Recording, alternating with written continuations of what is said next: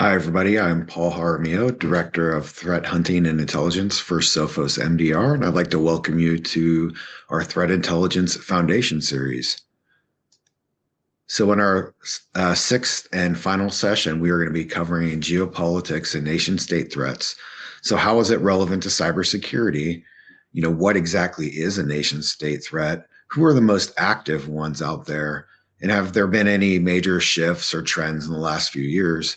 And then we'll wrap up by how to stay current with geopolitical events. So diving right in, how do we describe geopolitics and how does it matter to cybersecurity? So at its core, it is analyzing behavior to predict international political actions.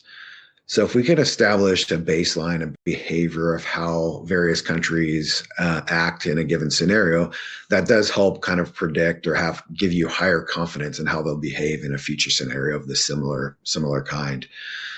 So some non-cyber areas where geopolitics plays a factor would be safety and security. Whether your company does business in a certain region, you want your employees to be safe and have a stable business climate as well. So there's major factors that I've listed here below, such as supply chain disruption, that will factor in, whether or not you want to do business in that country or continue to do business.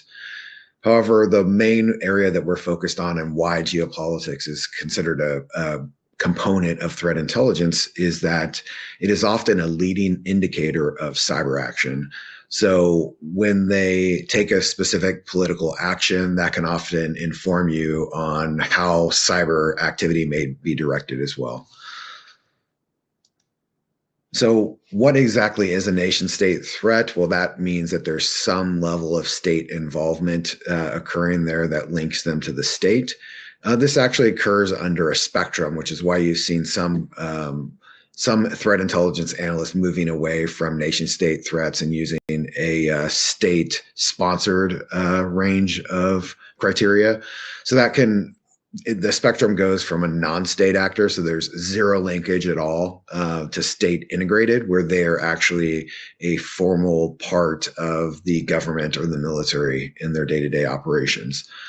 Some other common terms, you'll see state ignored. That's often used to refer to governments that tolerate or just ignore cyber criminals and don't really take any action on them and allow them to operate. State linking, which I mentioned earlier, there's at least one link, whether it's political, technical, or geographical. And then lastly, you heard me say state sponsored. That's kind of a catch-all. That's the most commonly used term, where the state, is essentially guiding or directing the actions of these particular threat actors.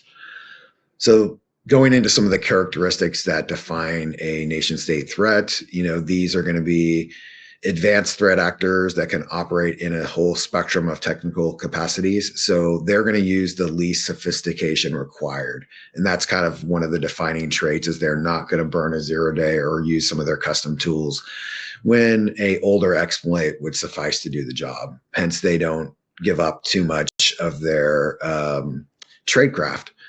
They're highly resourced. And then another key aspect is they're persistent. So if you boot them out, they're going to come back. So it's their day job. So when they come back on Monday, they're going to be figuring out how to get back into your network and target you again. Historically, they've been, espionage focused, trying to collect intelligence to support their governments. And that includes, covert capabilities and the ability to stay undetected for a long time. Another component of nation-state threat actors is more on the military side. They're preparing for computer network attack, or CNA, via CNA operations, so computer network exploitations.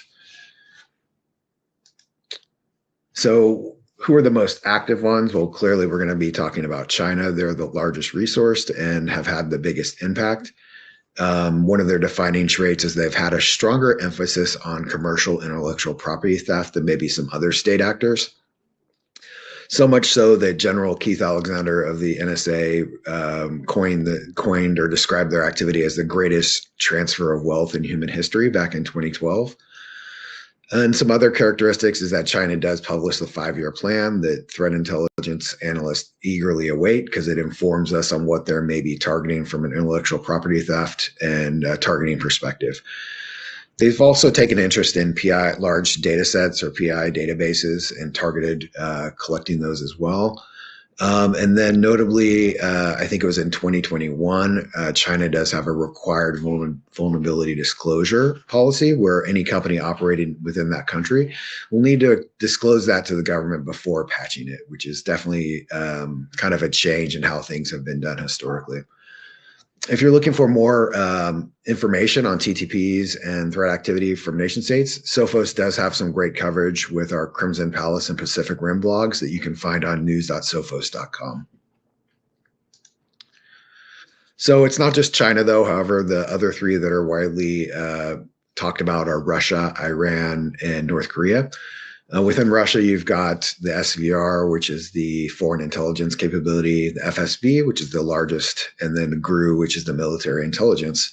Russia does, because they've been out this for so long, they do have the longest tracked threat actor in Turla, which started being formally tracked in 1998. Interesting, in 2023, the MITRE Ingenuity Enterprise Assessment did model Turla, so I would definitely check that out. Sophos participated in that test and did rather well. So with Iran, they've got two big units that are discussed, the Iranian Revolutionary Guard, as well as MOIS, or the Ministry of Intelligence and Security. Historically, they've targeted the financial sectors in the West with large DDoS attacks, and then they've been routinely observed, leveraging, kind of common tactics of phishing, MFA fatigue, and brute force to gain access into networks. And Sophos XOps did cover some Iranian activity. If you look for muddy water, we posted on that during the fall. Lastly, North Korea, they kind of their defining characteristic is they've been more willing to conduct disruptive attacks than maybe some other state actors. Hence, they've gotten maybe larger media coverage. Some of the attacks that I've listed out here, larger media coverage than maybe perhaps the volume of attacks. Is a little bit of outsized influence in the media because they've disrupted so many of these companies. So Swift banking attacks, WannaCry, the Sony breach. So what have we observed in terms of shifts over the last few years or trends? Nation state threats are not just going to target enterprise orgs and governments. That's bled over into the SMB and mid-market space. Anywhere where they can get a foothold and you leverage a network to gain access into other networks, they're going to be operating in that space. We've also observed, faux ransomware, or what some people call false flag, where these state actors may deploy ransomware just to throw defenders off the scent of what, or disguise what their ultimate goal is within that network. State actors are now being a little more conservative over their custom implants and starting to see more deployment of commercial tools or open frameworks for their C2s when they can save their custom implants for only when they need it. We've also seen a trend where financial gain for the regime, or in the case of North Korea, and Microsoft has also reported that this has gone on in Iran as well. So these state actors are also conducting, for financial profit operations as well. Certainly from the early days, we're seeing improved OPSEC now. So whereas in the past, some of the nation state threat actors may have had a more open social media presence and an online presence, a lot of that has been cleaned up and no longer out there as maybe it was easier to find in the past. Supply chain attacks are definitely less rare than they used to be. So it used to be very rare that these would occur and everybody took note. And now we're starting to see a couple of these per year now. And these are particularly nefarious because they're able to get into your networks via the software update process so it's very difficult to detect in real time. And lastly, we've talked about this in our MDR Threatcast with our customers, but we're seeing over the last few years just a consistent, steady stream of edge device 0 days that are being used. It seems like there's an endless supply, whether they can target firewalls, VPNs, or appliances that are exposed to the edge. These are able to give them, that initial access into a victim network. So wrapping up, how can you stay informed on some of these geopolitics? Foreign news media is great. You can get a different kind of take from the source country as opposed to maybe the traditional Western media outlets. One of the benefits of these sites is that they often have an English language version. So these are great, allowing the analysts to save time by not having to translate. An important trend that we've seen is kind of the rise of crowdsourced imagery intelligence on social media. So this is where you have a lot of analysts kind of sharing information about how something may be accurate or false based off of maybe the GPS coordinates or the imaging or the history of that image. So maybe this same image was used in the past and now it's being used to lie about something that is occurring in the current time frame. So this is something that's been great and a great asset for threat intelligence everywhere. In terms of other ways to stay current, I've listed out a few podcasts that I would recommend. There's a lot here that you can follow, but these are some pretty solid ones, as well as there's different newsletters that you can subscribe to and then kind of read as you have time.